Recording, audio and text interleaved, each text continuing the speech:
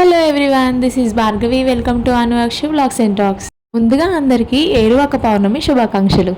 వీడియోలోకి వెళ్ళే ముందు మీలో ఎంతమందికి ఈ పండగ తెలుసు అనేది కమెంట్ సెక్షన్లో కమెంట్ చేయండి. నేను మా ఇంటి దగ్గర నేను పండగ చేసుకుంటూ ఉంటే మా చుట్టుపక్కల వాళ్ళకైతే మాత్రం అసలు ఈ పండగ గురించి తెలీదు. ఈరోజు పండగ కదా అంటే ఏం పండుగ, ఈరోజు ఏం పండుగ అని అడుగుతున్నారు నన్ను.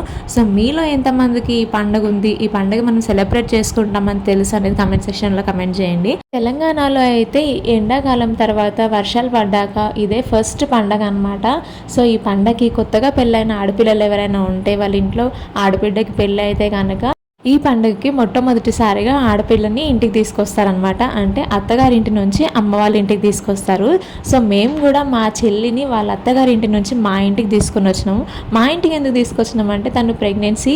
సో మా అమ్మ వాళ్ళ ఇంటికి వెళ్ళకూడదు 5th మంత్ వచ్చే వరకు, అంటే సీమంతం చేసే వరకు. సో అందుకని మా ఇంటికి తీసుకొచ్చుకున్నాం మా చెల్లిని అనమాట. సరే, ఇంతకీ ఈ పండుగ ఏంటి, ఈ పండుగను ఎందుకు సెలబ్రేట్ చేసుకుంటారు అని మీకు డౌట్ రావచ్చు. సో చెప్తా. అయితే ఇది జ్యేష్ఠ పౌర్ణమి లేదా ఏరువాక పౌర్ణమి అంటారు కదా. ఇది జ్యేష్ఠ మాసంలో వస్తుంది, అంటే జూన్ నెలలో ఉంటుందన్నమాట. రోజు అంటే ఈ పౌర్ణమి రోజు, జ్యేష్ఠ పౌర్ణమి రోజు లేదా ఏరువాక పౌర్ణమి రోజు పొలం పనులు స్టార్ట్ చేయడానికి, అంటే మనం పొలంలో విత్తనాలు వేయడానికి, పంటలు వేయడానికి మంచి రోజు అన్నట్టు లెక్క. సో ఈరోజు భూమాతకి, అట్లనే గోమాతలకి, గోవులకి, ఎడ్లకి అన్నిటికీ కూడా పూజ చేస్తారనమాట. పల్లెటూళ్ళలో అయితే ముందు పొలాల దగ్గరికి వెళ్ళిపోయి అక్కడ భూమాతకి పూజ చేస్తారనమాట. అక్కడ భూమాతకి నైవేద్యం పెట్టి పూజ చేసుకొని ఇంటి దగ్గర ఉన్న ఆవులకి, పశువులకి, గేదెలకి అన్నిటికీ కూడా మంచిగా నీళ్ళతో మంచిగా కడిగి వాటికి స్నానం చేపించి వాటికి రంగురంగు బట్టలు వేస్తారు. రంగులతోనే అద్దుతారు. వాటి కాళ్ళకి, చేతులకి, కొమ్ములకి మంచిగా కలర్స్ వేస్తారనమాట. అట్లనే నిండుగా కాళ్ళ గజ్జలు కడతారు. మంచిగా డెకరేట్ చేస్తారు. ఫుల్గా కలర్ఫుల్గా ఉంటాయి చూడడానికి. అట్లనే వాటికి ఈ వర్షాలకి ఎలాంటి అంటురోగులు రాకుండా కొన్ని రకాల రసాలు, అంటే కొన్ని రకాల మందులు, నాటు మందు ఉంటాయి కదా అవి, ఇంకా కొన్ని రకాల నూనెలు వాటి చెవుల్లో, వాటి నోట్లో పోస్తారనమాట. సో దట్ వాటికి ఇయర్ అంతా కూడా హెల్త్ ఇష్యూస్ ఏమీ రాకుండా ఉంటాయని చెప్పేసి.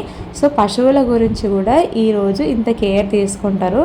మెయిన్గా చెప్పాలంటే ఇది పశుపాదుల పండుగ, రైతుల పండుగ. ఈ సమయంలో తమ పొలాల్లో ఎద్దులతో, నాగలితో దుక్కి దున్నడానికి ఏరువాక అంటారనమాట. ఏరు అంటే ఎద్దులను కట్టి దున్నడానికి ఆరంభం అని చెబుతారు. ఈ వేడుక శాస్త్రపరంగా ప్రారంభిస్తారు. అంటే ఈ పర్వదినాన వ్యవసాయ పనులు ప్రారంభించడానికి చాలా మంచి రోజు అని అర్థం. అసలు ఈరోజు వ్యవసాయ పనులు ఎందుకు ప్రారంభించాలి, మిగతా రోజుల్లో ఎందుకు చేయకూడదు అంటే ఈరోజు చంద్రుడు జ్యేష్ఠ నక్షత్రంలో ఉంటాడంట. సో అందు గురించి అని ఈరోజు పనులు ప్రారంభిస్తే, అంటే పొలం పనులు ప్రారంభిస్తే అవి శుభ ఫలితాలను ఇస్తాయని నమ్ముతారు. అందుకే ఈరోజు వ్యవసాయ పనులను ప్రారంభిస్తారు. ఎడ్లను, ఆవులను, గేదెలను మంచిగా రంగురంగు బట్టలతో, రంగురంగులతో అలంకరించి వాటిని ఊరంతా అంగరంగ వైభవంగా, ఉత్సవంగా తిప్పుతారనమాట.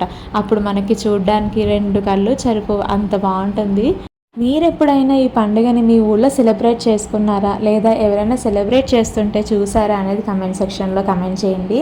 ప్రెజెంట్ నేను ఈరోజు ఇక్కడ హైదరాబాద్లో ఉన్నాను కాబట్టి మీకు ఈ సెలబ్రేషన్స్ అన్నీ నేను చూపించలేకపోతున్నాను. వీలైతే మీకు మధ్యలో క్లిప్స్ యాడ్ చేస్తాను, ఫొటోస్ లాస్ట్ ఇయర్ ఏమైనా ఉంటే. సో ఊళ్ళలో ఉంటే కనుక ఈరోజు చాలా పెద్ద పండుగ అన్నాను కదా, చాలా బాగుంటుంది. జనరల్గా అయితే మనం ఎడ్లని, వాటిని మన పొలాల్లో పని చేయడానికి, అంటే దున్నడానికి వాటికే వాడుతుంటాం. కానీ ఈరోజు వాటి పండుగ, వాటిని అలంకరించడం, వాటికి స్పెషల్ కేర్ తీసుకోవడం లాంటి పండుగ అనమాట ఇది.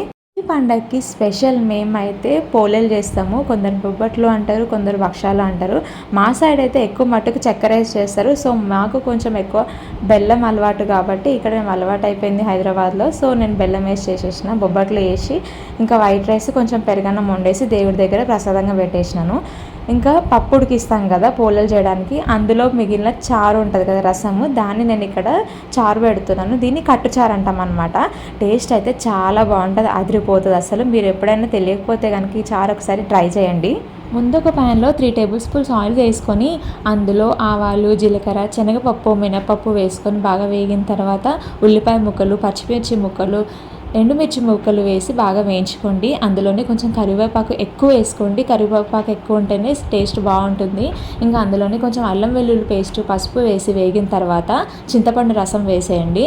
చింతపండు రసం వేసినాక అందులో మనం కట్టు వంచి పెట్టుకున్నాం కదా, అంటే పప్పు ఉడికించిన తర్వాత మనకి ఏదైతే లిక్విడ్ అంటే వాటర్ వస్తుందో ఆ వాటర్ కూడా వేసి మనకి ఎంత చారు కావాలనేది వాటర్ వేసుకొని అడ్జస్ట్ చేసుకొని కలుపుకోండి. అందులోనే మనం పప్పు రుబ్బుకుంటాం కదా, అంటే మనం భక్షాలు చేసుకోవడానికి ఆ పప్పులో మిగిలిన కొంచెం పూర్ణం అందులో వేస్తే టేస్ట్ బాగుంటుంది. చారు కూడా కొంచెం కన్సిస్టెన్సీ బాగుంటుంది అన్నమాట.